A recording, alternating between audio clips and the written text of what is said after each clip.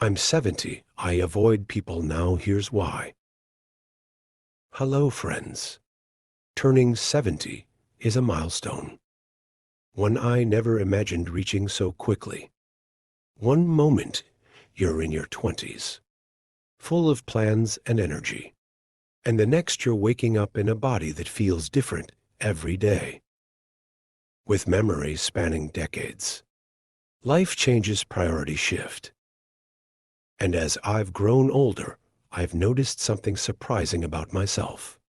I've started avoiding people. This wasn't always the case. I used to be incredibly social, always surrounded by friends and family, attending events, helping out in the community, and being that person everyone could rely on. But somewhere along the way, something changed at first. I thought it was just me. Now I'm realizing it might be more common than I imagined. Let me explain why. If you enjoyed this video, give it a thumbs up. Don't forget to subscribe and turn on notifications so you never miss an update. One time feels more precious than ever. At 70, I find myself thinking about time in ways I never did before. It's not just the ticking of the clock or the turning of the calendar. It's the undeniable realization that time is finite. When I was younger, time felt abundant, like an endless river flowing toward an unknowable horizon. I wasted it freely, believing there would always be more hours spent on idle chatter, relationships that went nowhere, and tasks that brought little joy or meaning. They seemed inconsequential then, but now every moment feels like a gift, and I don't want to squander it. Time isn't just a measurement anymore. It's a companion, sometimes kind, sometimes harsh, always reminding me to cherish what I have left. It's in the quiet mornings when I sip my coffee and watch the sunrise, savoring the warmth of the cup in my hands. It's in the afternoons when I take long walks, feeling the crunch of leaves underfoot, grateful for the strength still left in my legs. And it's in the evening, sitting in my favorite chair, reflecting on memories of a life well lived. I used to fill my time with people and activities, thinking that the more I did, the fuller my life would feel. But I've learned that the opposite is true. It's not about how much you do, or how many people you surround yourself with. It's about the quality of those experiences and relationships. Now I choose carefully where and with whom I spend my time. I'd rather have a quiet conversation with someone who truly understands me than attend a crowded gathering where I feel like a stranger in a sea of faces. The truth is, I've become fiercely protective of my time because I've realized how irreplaceable it is. When you're young, you think there's always tomorrow to fix a mistake, rekindle a friendship, or chase a dream. But as you age, you understand that there are fewer tomorrows than you'd like to admit. This doesn't make me sad, it makes me intentional. I don't waste hours on meaningless drama, shallow conversations, or obligations that don't align with my values. Instead, I pour my time into what truly matters: my health, my passions, and the people who bring light into my life. There's a profound peace in this shift. I've stopped feeling guilty about saying no to things that don't serve me. I no longer feel the need to explain myself. When I choose solitude over socializing, it's not that I don't value relationships. In fact, I value them more than ever. But my focus has changed. I want my connections to be genuine, my conversations to be meaningful, and my days to feel full, not just busy. Time at this stage in life is also about letting go. Letting go of regrets over wasted moments. Letting go of grudges that once seemed important. And letting go of the need to do it all. I've learned that it's okay to slow down and simply be. There's no rush anymore, no race to the finish line. The best moments aren't in grand achievements, but in the small, quiet joys. A favorite song, a warm breeze, a heartfelt laugh, so yes. Time feels more precious than ever, but it also feels richer. I've stopped chasing it and started savoring it, and in doing so, I found a kind of contentment I never knew was possible. At 70, I don't want to waste a single moment, not because I'm afraid of running out, but because I finally understand what a gift it truly is. Two relationships change, and so do we. As the years pass, relationships transform in ways you might never anticipate. Some grow stronger, deepened by shared memories and mutual understanding, while others fade quietly, like a book you've put down and never picked up again. At 70, I've come to accept that not all relationships are meant to last forever. And that's okay. What I've learned is that the people who remain in your life during this stage are often the ones who truly matter. When I was younger, relationships were everything. I surrounded myself with friends, colleagues, neighbors, and acquaintances, always trying to maintain connections and be part of something larger. I was the person who remembered every birthday, showed up for every event, and tried to keep everyone happy. But over time, I realized how much energy it took to maintain relationships that didn't always nurture me. In return, life has a way of naturally pruning the branches of your social tree. People move away, get busy, or change in ways that make it hard to stay connected. Some relationships end with heartbreak, others simply with time. I used to take these losses personally, wondering what I could have done differently to hold on. Now, I understand that life's journey pulls us all in different directions. People come into your life for a reason, a season, or a lifetime, and recognizing which has brought me a sense of peace. But it's not just others who change. We change too. I'm not the same person I was at 40 or even 60. My priorities have shifted. I value simplicity, kindness, and authenticity more than ever before. I don't have the patience for drama or relationships that feel one-sided. I used to think being there for everyone made me a good friend or family member, but I've realized that true relationships are reciprocal. They don't drain you, they fill you.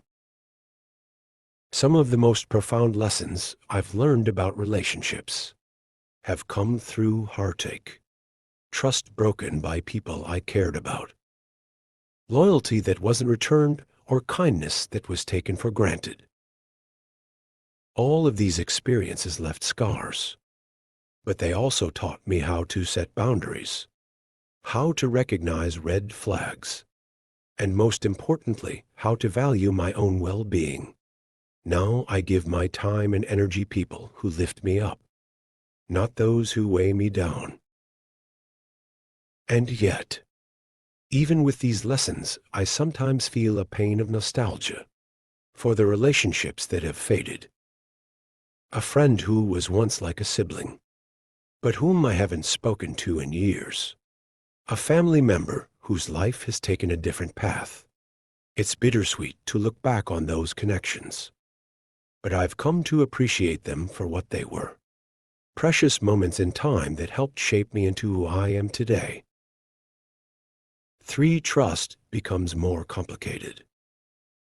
The older you get, the more you realize how fragile trust can be. In my younger years, I trusted easily, believing in the goodness of people and their intentions. But as life unfolded, I encountered betrayal in ways that left me more cautious. Trust once lost is hard to regain. And at 70, I find myself far more selective about whom I let into my inner circle. It's not that I'm bitter or angry. I'm not, but experience has taught me to be careful. Over the years, I've been let down by people I never expected to hurt me. A friend who turned out to be more interested in what I could do for them than in who I was. A business partner who prioritized their gain over our shared vision. Even family members who, for reasons I may never fully understand, distanced themselves in ways that left me questioning what went wrong. These experiences left me with a choice: close myself off entirely, or approach new relationships with a mix of openness and caution. I chose the latter, but that caution comes with a price.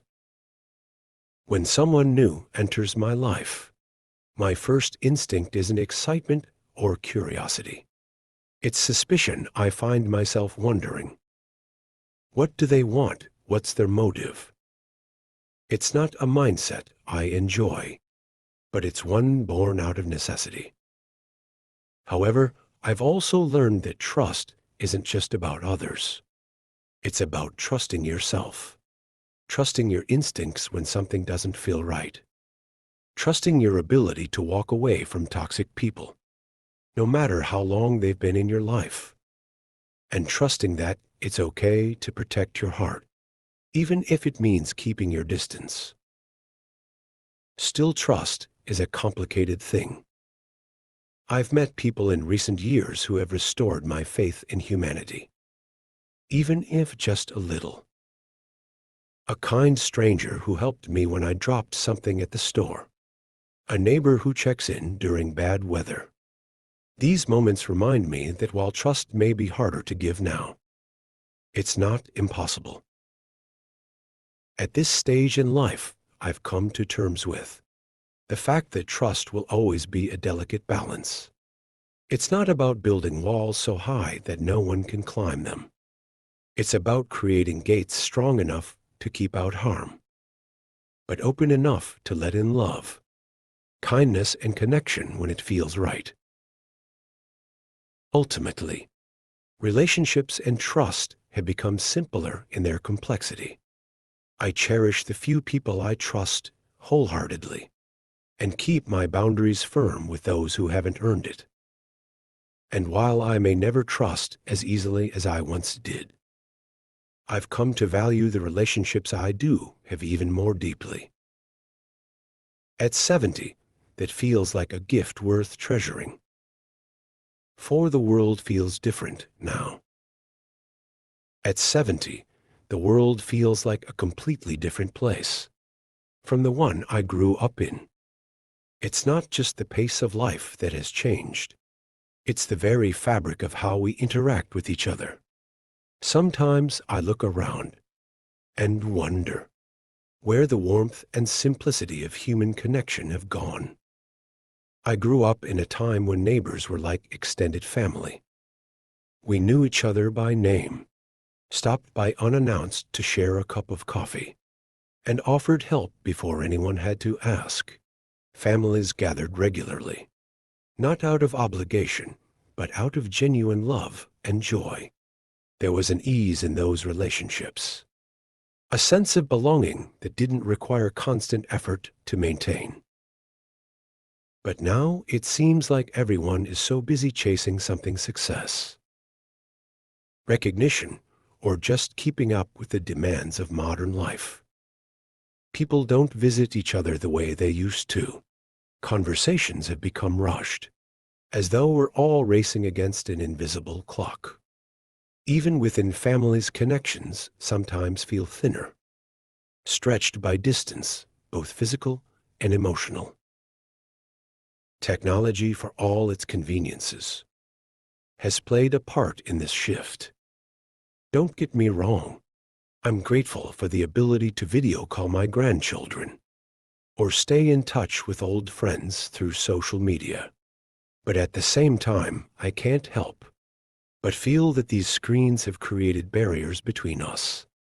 There's something irreplaceable about sitting across from someone, hearing the nuances in their voice, and feeling the warmth of their presence. The constant harm of notifications, news updates, and endless scrolling can feel overwhelming. It's as though the world has become noisier, yet lonelier at the same time. There are moments when I just want to step away from it all, turn off the phone and retreat into the quiet of my own thoughts. And then there's the matter of values. The world I see today often feels unrecognizable, with priorities that seem so far removed from what I was taught to cherish: honesty, kindness, and community. It's not that those values have disappeared entirely, but they're harder to find amidst the noise of self-promotion in endless competition. I often long for the simplicity of the past, not because I'm resistant to change, but because I miss the depth of genuine human connection. Back then, relationships felt more grounded. Less transactional, people weren't constantly distracted, and there was an unspoken understanding that time spent together was precious. Yet I also recognize that nostalgia can sometimes paint the past in softer colors than it deserves. Life was never perfect, and every era has its challenges. But as the world moves forward, I found myself retreating, not out of bitterness, but out of a desire to hold on to what still feels real and meaningful to me. 5. Solitude isn't loneliness. In my younger years, I used to equate being alone with being lonely. The thought of spending an evening by myself seemed unbearable, as though solitude was something to be avoided at all costs.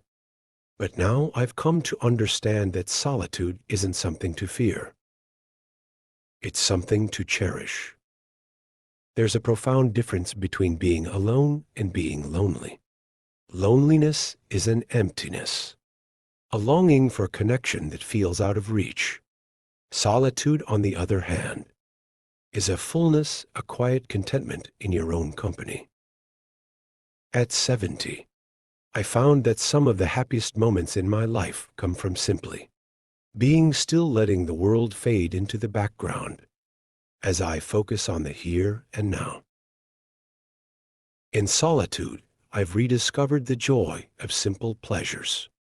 Sitting by the window with a cup of tea, watching the birds flutter around the feeder, feeling the warmth of the sun on my face during a morning walk, hearing the crackle of a fire on a cold evening. These moments, though small, fill me with a sense of peace that no crowded room or bustling event ever could. Solitude has also given me the space to reflect. At this stage of life, memories become both a comfort and a teacher. I find myself revisiting moments from the past, not out of regret, but out of gratitude for the experiences that have shaped me. In the quiet of my own thoughts, I've been able to make peace with the things I once struggled to understand. This doesn't mean I've completely cut myself off from the world. I still enjoy seeing my grandchildren's faces light up when they visit, catching up with old friends, or engaging in causes that matter to me. But those connections feel more meaningful now, because they are a choice, not an obligation. I no longer feel the need to say yes to every invitation, or maintain relationships that drain me. Solitude has also helped me appreciate the relationships that remain. When I do spend time with others, I'm fully present, savoring the moments we share. There's no rush, no distraction, just the joy of being together, however briefly. I think solitude teaches you to love yourself in a way that no amount of external validation ever could. It shows you that your worth isn't tied to how many people surround you or how busy your social calendar is. It's in the quiet moments when you realize you're enough, just as you are. At 70, I've learned that solitude isn't a sign of loneliness.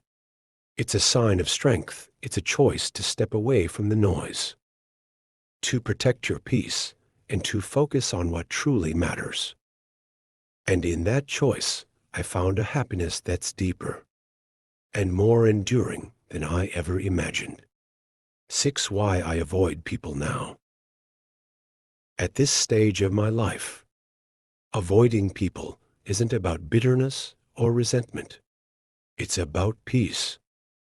After 7 decades of giving, learning, and sometimes hurting, I've come to understand that not every relationship is meant to last, and not every connection is worth the energy it takes to maintain. It's a lesson that's both freeing and bittersweet, one I've embraced not out of sadness, but out of necessity. For most of my life, I was the kind of person who put others first. I gave my time, my energy, and my heart freely, often without expecting much in return. I wanted to be liked, to be helpful, to be someone others could depend on. And for a long time that felt right. I thrived on being needed, on showing up for others, on being the steady hand people could rely on. But life has a way of teaching you what your boundary should be, even if it takes decades to learn the lesson. I've been let down by people I trusted, hurt by those I loved, and drained by relationships that took far more than they gave. There were times I ignored the red flags because I wanted so badly to see the good in someone. There were times I stayed in situations that chipped away at my happiness because I thought that's what loyalty meant. Now at 70, I see things more clearly. Avoiding people doesn't mean I've given up on humanity. It means I've learned to protect my own well-being. I no longer feel obligated to keep toxic relationships alive or to engage in situations that leave me feeling empty. I've traded the noise of social obligations for the quiet of meaning, working full solitude, and I've never felt more at peace. I avoid people who bring drama into their lives and mine. I avoid those who make everything about them, who never ask how I'm doing, or seem to care about the answer if they do. I avoid people who take my kindness for granted, assuming it's endless, and most importantly, I avoid situations that make me feel like less than who I truly am. This isn't to say I've closed myself off completely. I still cherish the relationships that matter, the friends and family who have stood the test of time, who show up not because they need something, but because they care. Those connections are sacred to me, and I nurture them with all the love I have left to give. But I no longer feel the need to cast a wide net. A smaller, deeper circle is more than enough. In some ways, avoiding people has allowed me to appreciate them more. When I do spend time with others, it's because I truly want to, not because I feel obligated. The conversations are richer, the moments more memorable because they're chosen, not forced. 7. Does this sound familiar? I often wonder if others in my age group feel the same way. Is it just me, or does time naturally make you more selective? Do the disappointments and betrayals of life lead all of us to guard our hearts more closely, to prioritize our peace above all else? When I look back, I realize that much of my younger life was spent trying to meet other people's expectations. I wanted to be everything to everyone: a good friend, a reliable partner, a supportive family member. But as the years went on, I began to see how exhausting that was and how little of myself I had left by the end of it. Now I've stopped apologizing for protecting my time and energy. I've stopped feeling guilty for choosing solitude over socializing. And I've stopped wondering if there's something wrong with me for needing space to breathe, reflect, and simply be. If you're in your 60s, 70 seconds, or beyond, maybe you found yourself making similar choices. Maybe you've started to pull away from relationships that no longer serve you or situations that leave you feeling drained instead of fulfilled. Maybe you've noticed that you value quality over quantity. When it comes to the people in your life, it's not an easy transition. Sometimes it feels like letting go of parts of yourself. But the truth is, this stage of life is about shedding what no longer fits. It's about creating space for peace, joy in the things that truly matter. If this resonates with you, I want you to know you're not alone. There's no rule book for how to navigate this part of life. No one-size-fits-all approach. Some people thrive in big social circles well into their golden years, and that's wonderful for them. But if you're like me and you find comfort in solitude, in smaller, deeper connections, that's just as valid. At 70, I've learned that it's okay to let go of what no longer serves you. It's okay to prioritize yourself, to protect your peace, and to live life on your own terms. And in doing so, I found a kind of freedom I never knew existed. A freedom to be fully unapologetically myself. So if you find yourself pulling away from people, or choosing solitude more often, don't see it as a loss, see it as a gain. It's a gift to be able to carve out a life that feels right for you, even if it looks different from what others expect. Here's to this chapter of life. A chapter of reflection, growth, and the courage to live authentically. May we all find the peace we deserve. 8. Embracing this chapter. At 70, I've come to see life not as a series of endings, but as a series of beginnings. Each stage brings its own lessons, challenges, and beauty, and this one is no different. This chapter of life, with its quiet simplicity and deeper reflection, feels like a culmination, a time to embrace who I've become and let go of the things that no longer matter. When you're young, you often live with an urgency, a constant need to do more, achieve more, and be more. There's a restlessness that drives you forward, fueled by the belief that the future holds endless possibilities. But as you age, that restlessness fades. You stop chasing what's out there and start appreciating what's right here. Here, it's not about giving up. It's about shifting your focus. This chapter is about simplicity. It's about savoring the small moments that often go unnoticed. The morning light streaming through the window, the laughter of a grandchild, the familiar warmth of a loved one's embrace. These are the moments that anchor me, that remind me of what's truly important. It's also about reflection. At 70, I find myself looking back on the life I've lived, not with regret, but with gratitude. There were triumphs that filled me with pride, mistakes that taught me resilience, and heartbreaks that shaped me in ways I couldn't understand at the time. Each experience, no matter how small, has woven the tapestry of my life. But this chapter isn't just about looking back. It's about looking forward, too. There's a quiet excitement in knowing that I still have time to create, to learn, and to grow. It's a time to focus on what brings me joy, whether that's nurturing a garden, exploring a new hobby, or simply taking time to be still. One of the most beautiful parts of this chapter is the freedom. It brings the freedom to let go of expectations, both those imposed by others and those I've placed on myself. I no longer feel the need to prove anything or to meet some arbitrary standard of success. Instead, I've embraced the idea that simply being is enough. This chapter has also taught me the importance of saying no. No to obligations that drain me.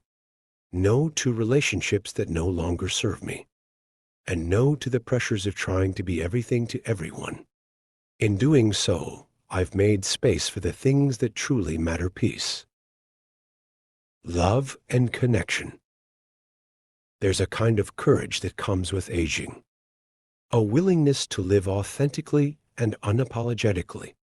I no longer fear being judged for my choices or misunderstood for my actions.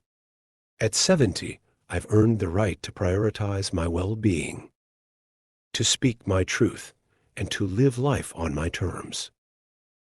This chapter is also about gratitude. Gratitude for the life I've lived, the people I've loved, and the memories I've made. Gratitude for the strength that has carried me through tough times, and the joy that has illuminated the good ones. In gratitude for the simple fact that I'm still here, with more life to live and more lessons to learn. So what does embracing this chapter truly mean? It means accepting the past without clinging to it, embracing the present with open arms, and looking to the future with hope. It means finding beauty in the everyday, cherishing the relationships that matter, and letting go of anything that doesn't bring peace. It's not always easy. There are moments of loneliness, of wondering what comes next, of missing the people and places that once filled my life. But even in those moments, there's a quiet strength, a reminder that I've made it this far, and that I have everything I need within me to keep going. At 70, I've come to realize that life is less about the big milestones and more about the small, meaningful moments that make up our days. This chapter, though different from the ones that came before, is no less important in many ways. It feels like the most authentic, the most honest, and the most peaceful part of my journey. Embracing this chapter is not about accepting limitations. It's about celebrating possibilities. It's about honoring the life I've lived, while remaining open to whatever comes next. And most of all, it's about living fully, deeply and unapologetically, one day at a time. Closing thoughts.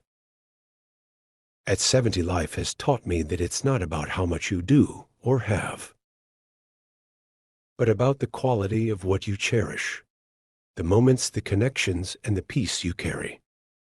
Within, I found joy and simplicity, strength and solitude, and fulfillment in focusing on what truly matters.